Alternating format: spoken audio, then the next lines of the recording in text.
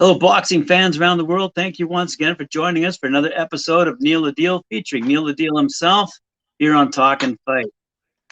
All right, Neil, the floor is yours. Who do you got? Hey, good evening, guys. How are you? Nice to see you again. Right on. Thanks for coming out, checking us out on Talkin Fight Live. How you doing, Graham? I'm very well, thank you. That's awesome. Good to hear. Good to hear. I like to hear that. I'm pretty good myself. So yeah, tonight, guys, we're going to talk about an American fighter. His name is Jarrett Hurd. Jarrett Hurd. He has a nickname, as they all do. Everybody seems to have a nickname as a boxer, right? They call him Swift. He's Swift, this guy, Jarrett Hurd. So Jarrett Swift Hurd was born August 31st, 1990. That makes him 30 years old. He was born in Occoquan, Maryland, or Occoquan, Maryland, United States. Interesting. Never heard of the place, but it's probably a beautiful place. His career started in 2012, and he is presently an active fighter, and a heck of a good fighter at that. He fights in the junior middleweight division, and is ranked third best active junior middleweight by Ring Magazine, and number 6 ranked by BoxRec. So he's right up there. And he's also a former unified junior middleweight champion of the world, having held the WBA, IBF, and IBO titles between 2017 and 2019. So he is a former champion. Have you heard of Jarrett Hurd before, Graham, at all? Nope, never. Nope, never heard of him. He's a hell of a fighter, man.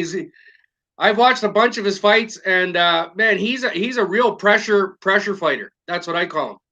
He really pushes the pace in the fights. He puts a lot of pressure on his opponents. He basically, the fights that I've seen him in, guys, he likes to try to tire out his opponent, basically. You know what I mean? So he'll go full force at him and try to just hit him with everything he's got. He's got a great jab. He's got really good ring movement. He moves around the ring really fluidly. But he puts a lot of pressure on these guys and tries to tire them out. So he's very active in the ring. He's a very active fighter in the ring. I really liked him. So he had an amateur career. He had 40 bouts as an amateur, of which he won 32, and he had 8 losses. So that's pretty good. 32 wins out of 40 as an amateur, growing up. Can't win them all growing up. You got to learn somewhere. So, that's it. He's learning here, and he learned really well too. His pro totals, guys, we'll go over his pro totals. Pretty good pro totals today. 25 bouts.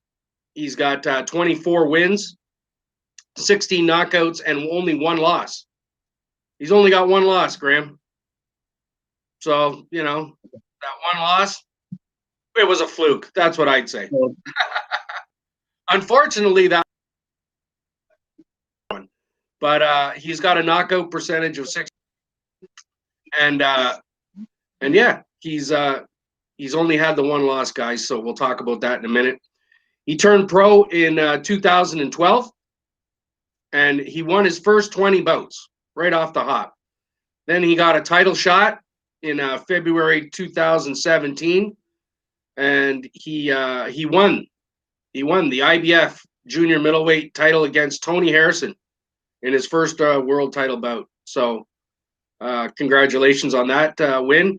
And Tony Harrison is a heck of a fighter. I was actually watching Tony Harrison, I believe, last weekend or the weekend before in a fight. And he also fought Jamal Charlo and beat him a couple of years ago, maybe 3 years ago. He was he took the belts from Charlo, but then Charlo came back and retook the belts off him. So Tony Harrison is a heck of a fighter, really good fighter. Then in April 2018, he won the WBA and the IBO junior middleweight titles against Eserlandi Lara, who is a fantastic fighter as well. Eserlandi Lara is an amazing fighter. So he had the 3 belts. And in May 2019, he fought a guy named Julian Williams. And unfortunately, he lost the titles in that fight by unanimous decision. And he said in a few interviews and a couple of things afterwards, he'd really like to get a rematch against Williams, no matter what. And you know, funny enough, Williams lost those titles in his first defense anyway, so that probably made Jarrett feel a little better. You know what I mean? So his most recent fight was January 25th, 2020, and he won by unanimous decision over Francisco Santana, and that was a pretty good fight. He basically showed that he got a new trainer for that fight, and he's been getting a lot better. He's been a little bit, nobody really knows where he is right now or what's going to happen with him, right? He hasn't come out and said a lot about what's going on with himself coming up, but he has beaten some really good fighters in the past, Graham, like really good fighters, guys like Oscar Molina, as well as the guys that I just mentioned. Austin Trout, he beat Austin Trout. He also beat Jason Wellborn.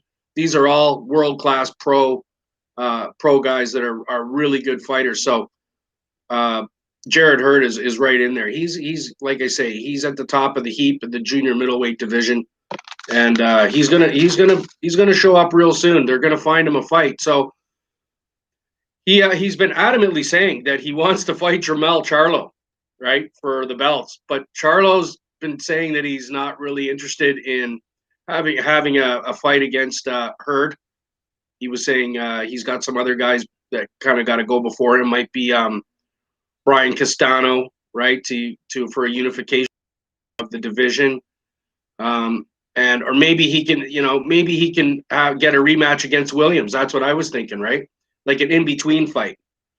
So he also said that he might want to fight Jetson Rosario, the guy that beat Julian Williams, for the guy that beat him. So there's been some talk about they don't have exactly a fight for him as of yet. He's going to stay in the junior middleweight 154-pound division until I believe he gets a shot at Charlo. He's just going to wait it out. That's what I think. And maybe he'll have one fight in between. And if he doesn't get that shot, he might move up to middleweight, move up one weight division and move up to 160, right? So we'll just have to wait and see what happens with Jarrett Hurd. There's not a lot of talk about him right now. I don't know why, because he's a fantastic fighter. Any of the fights I saw him in, any of those fights, guys that I mentioned, definitely check him out. And I was thoroughly impressed with him. Like I say, he's a really, really, really good boxer, all around boxer, and he's getting better every fight. He'll even say that himself in his interviews. He says he's getting better, and let's hope he gets a chance to fight Charlo. That's what he's really pumping to do. So we'll see what happens. Maybe Charlo fights somebody else first, and then a couple of years ago that probably would have been the fight because he was the champion. You know what I mean? Yeah. But now I guess maybe Castano or something of that sort might be more what Charlo wants to do. So Jarrett is just kind of hanging on the side, waiting to see what happens, and I'm sure they'll find him a good fight coming up soon, right, Graham? I'm just kind of curious why he's not signed to like Top Rank or Golden Boy. Well, I'm just curious why he's not managed by anyone. What do you think? Well, I'm not 100%. I'm not 100% sure on that one. I know that he's done some televised stuff with Showbox and some on CBS. I remember seeing him on a CBS boxing night. But I don't know who manages him. I know that he had a trainer for 12 years, but he recently parted ways with him and has a new trainer. So I'm not 100% sure on that one. Why he hasn't been picked up by Top Rank or Golden Boy, or maybe one of those big promotional companies. Well, maybe that's something that'll happen in the near future. Because I'm looking, I'm saying to myself, here's a 24-1 light, maybe potentially, as you said, going welterweight potentially. Middleweight. He's 24-1 though. Like that's a pretty good record as a pro. So I'm just He saying. was 24-0 until he lost that one fight for the titles. So he's only lost the one fight, which was two fights ago. So and he won his rebound. So I'm just kind of curious why that guy's dangling out there unrepresented. That's kind of neat. Hey, represents opportunity for you and me. Maybe he's a nice guy, or maybe there's a reason he's not representing. Maybe he's a pretty tough guy to manage. I don't know. Maybe that's it.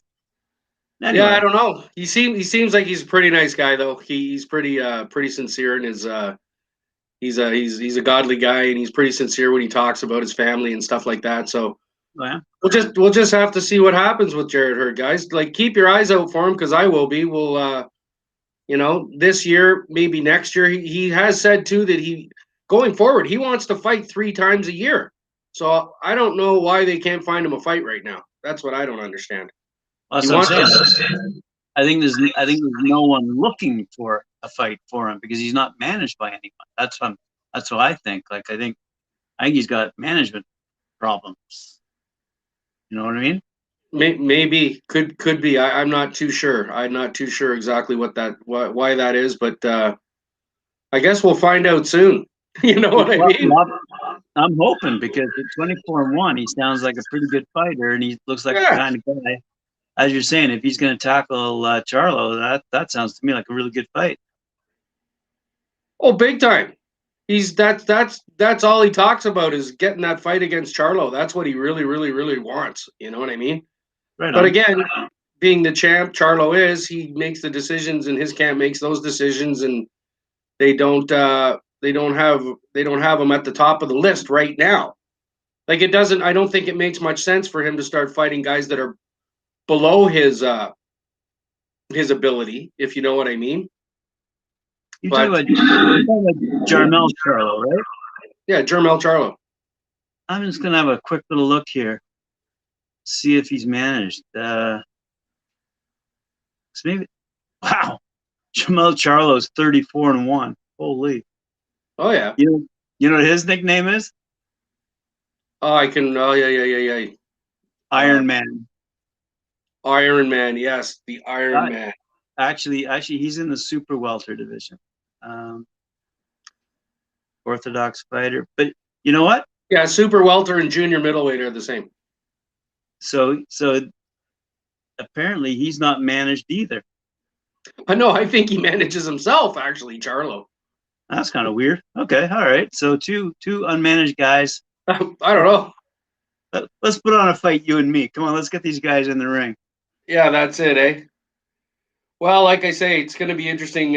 Charlo's got 3 belts right now, so he's making all the decisions, I'm sure, on who he's going to fight next. But Jarrett Hurd is definitely I'm sure he'd even like to get back the belts that he lost in that one fight to Williams, right?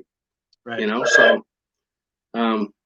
any way you slice it, he's looking for title fights. I guess that's why he's a little bit inactive right now, because they can't find him a title fight. So we'll just have to wait and see, eh? There is no way. That's what I'm saying. There's no one looking for him, I think, in my humble opinion. Yeah. I think you need to be managed by someone in order for they to start looking for fights for you. Yeah. It's kind of like if you're a band and no one's managing you. You could be the best band in the world, but if no one's managing you, you're not going to get on the stage, because there's so much competition for that stage. Someone else will beat you to it. So I'm sure it's the same thing. If you're not managed in boxing, no one's out there looking for a fight for you. Well, especially title fights, right? Those are the big ones, right? And all the big promoters are promoting those fights. So it's all based on percentages, right? So, if there's a purse of $1 million, your manager's getting so much, your agent's getting so much, your promoter's getting so much, your cut man's getting so much, you know what I mean? Like, everyone's getting a cut of that purse. You as a fighter end up with X amount, Yeah. So maybe Hurd, Charlo, those kinds of guys don't know how the game's really played at that level. Maybe they've never been exposed to real management. Yeah, I'm not 100% sure on that one. Like I say, I'm pretty surprised to think that Jarmel Charlo is not managed by somebody big. I'm sure he's got to be. He's got to be somewhere. Hopefully, one of our viewers will chime in on this one because I'm kind of confused. Yeah, I'll Both- look into it. I'll look into it and see what I can find out for sure. Both Americans, both not represented by management, and I'm just kind of curious with those kinds of records why they're not fighting each other. Well, that's it. I would think that well, a couple of years ago that would have been a fight for sure. You know, when he was when Hurd was the champion as well, that would have been a unification bout. So they were talking about that. That was already in the talks back then. But now it seems to have fizzled out, and Charlo's got other things on his mind. So Right on. you never know. Down the road, you never know. They might clash heads again, I'm sure, and figure it out, and maybe we will see that Charlo Hurd fight later on this year, early next year, right? But it's a good one. Like I said, Jarrett Hurd's flying under my radar. I'd never heard of the fella. Yeah. So I'm glad. Yeah, he's a great fighter. I'm glad you brought him up. So it's simulated a kind of a good conversation between us here. It's I was, because 9 times out of 10, the guys who we're talking about, whether historically or in the present day, are represented. They've got management. They're fighting, constantly. Yeah. As well as can be during this COVID shit. But at the end of the day, they're fighting. And here we've just come across 2 guys who both aren't managed, who seem to be. Well, I wouldn't say that. We just don't know who it is. They could be. Okay. All right. You know what I'm saying? They could be. Right. I'm sure they are. We just don't know who they are yet, honestly. Okay. So you're going to do some research. You're going to find out. Well, we'll do a little poking around and see if we can find out what the deal is for sure. Sounds good. You know what I mean? All right, guys. Thanks a lot for coming out. Thanks a lot for having me tonight, Graham. Appreciate it. And the likes, the shares, the subscriptions, bang that notification bell if you want to check me out. And we'll see you tomorrow at 6:30 p.m. Eastern Standard Time. You got it. All right, Graham. Thanks. Have yourselves a good night, guys. Take care.